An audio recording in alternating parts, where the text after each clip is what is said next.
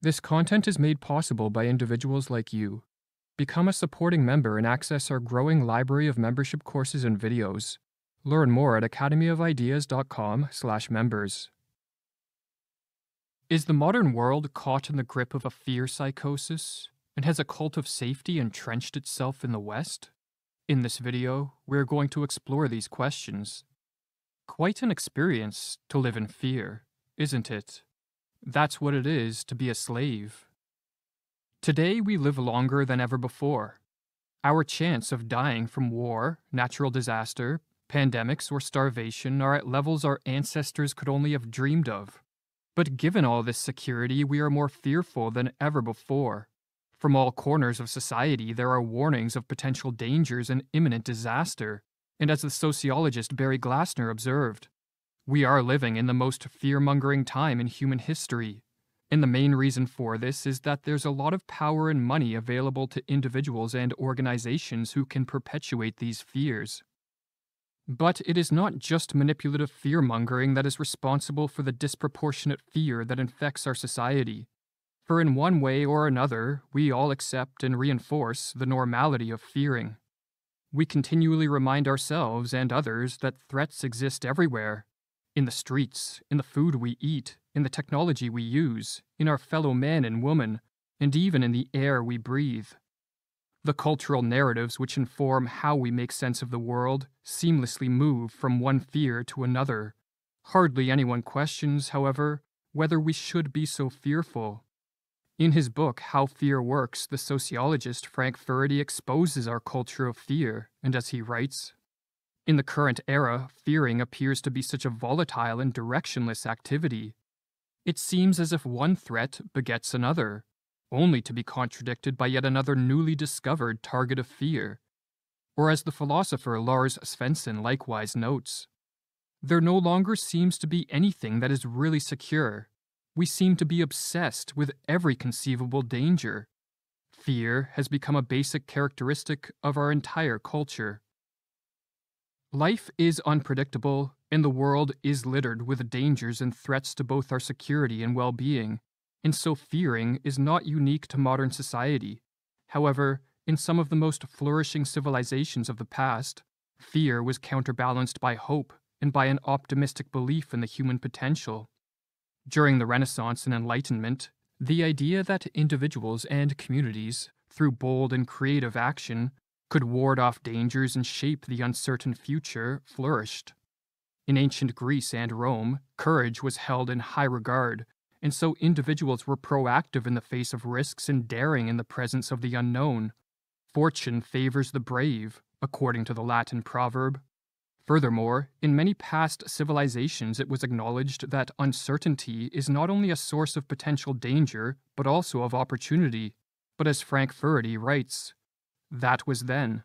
In the 21st century, the optimistic belief in humankind's ability to subdue the unknown has given way to a belief that it is powerless to deal with the perils that confront it.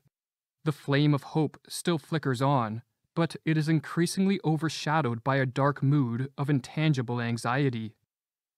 The courage, hope, and optimism that in civilizations past kept fear in check is all but lost in the modern world, and so the lives of many of us are consumed by fear. We see everything through the distorted lens of fear, and regarding this perspective, Frank Furedi elaborates. This perspective of fear has been so thoroughly internalized that many people who adopt this outlook are not aware of its influence on their behavior. For most people, such a perspective comes across as common sense. This does not mean that people are perpetually scared or fearful. Rather, the perspective of fear works by sensitizing people to focus on potential threats and dangers, while distracting attention from the probable positive outcome of engaging with uncertainty. In viewing the world through a perspective of fear, people see risks in things, behaviors, and activities which in generations past were not considered risky. They are overly fearful of threats which are an inevitable part of life, and they evaluate experiences first and foremost on the basis of the potential risks they entail. One of the accomplishments of the fear perspective is that it continually expands the number of issues that constitute a hazard and are therefore represented as risk. Since the 1980s, numerous commentators have commented on the explosion of risks. What is more, the meaning of risk has taken on a largely negative connotation. Up until the latter half of the 20th century, it was common sense that many risks are worth taking, so long as one was motivated by a noble enterprise, self-realization, by the spirit of adventure, or by values such as freedom and truth. Facing up to risks was acknowledged to be a precondition for the cultivation of character and even the accomplishment of greatness. Or as Nietzsche put it, the devotion of the greatest is to encounter risk and danger and play dice for death. Instead of being celebrated, today the risk-taker is often castigated as foolish, selfish, and a danger to both himself and others. This negative perception of risk-taking is driven by worst-case thinking. Many people are predisposed to think of the worst that can happen, and then they behave as if it is likely to happen. This worst-case thinking has even infiltrated the highest levels of government, as some politicians and policymakers have adopted the utopian goal of socially engineering a zero-risk society, and to the applause of the fearful masses. An ever-expanding obsession with risk is one of the most striking features of the culture of fear.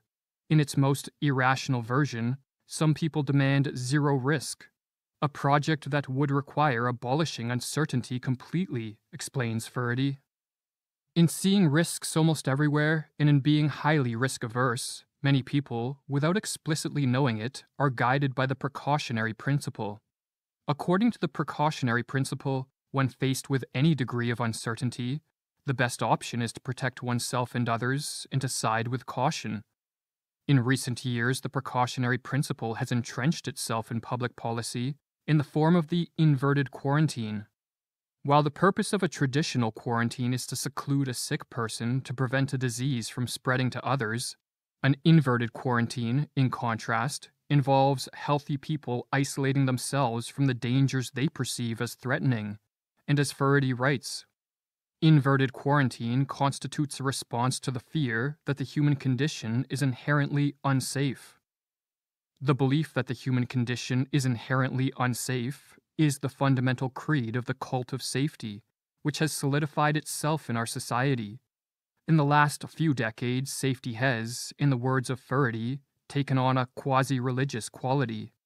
The quest for safety has become the raison d'etre of the West, and the rules and restrictions erected at the altar of safety have ballooned to absurd proportions and intruded on ever more areas of life.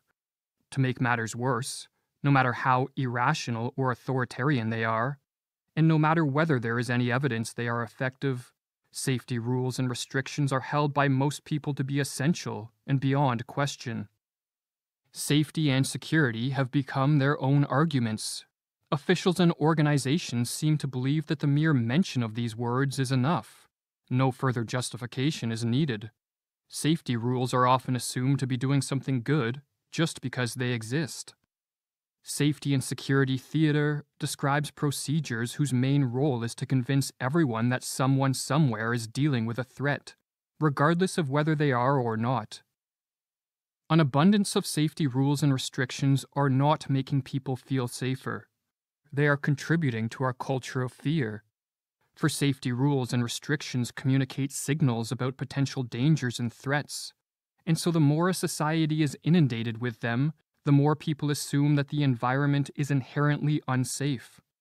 Furthermore, in placing limitations on the freedom to explore, experiment, and make one's own choices, rules and restrictions implicitly communicate to people that they are incapable of making their own risk assessments and assuming responsibility for their own life.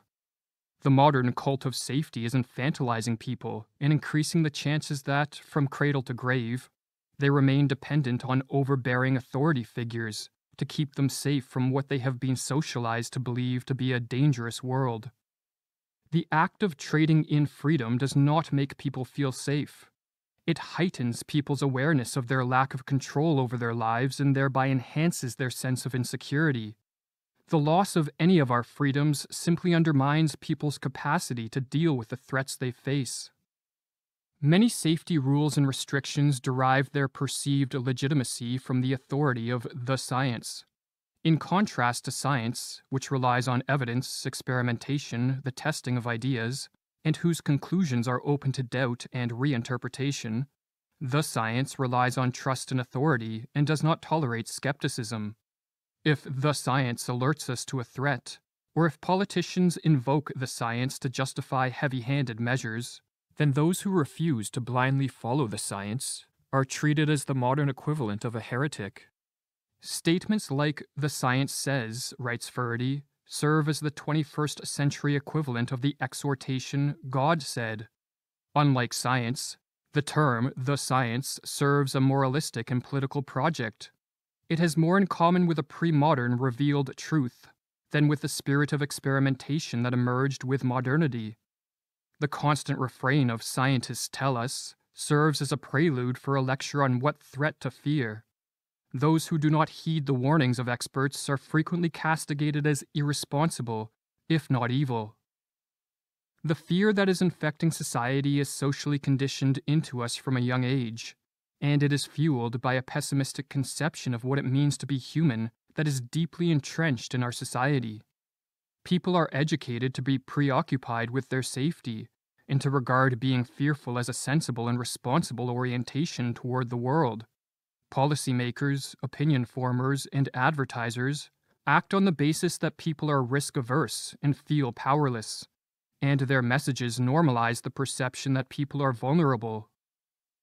This pessimistic conception of the human being is fundamentally flawed, for if vulnerability was the essential feature of the human being, the human race would have perished long ago. Although our lives are unpredictable and exposed, as humans we are more defined by our resilience and adaptability.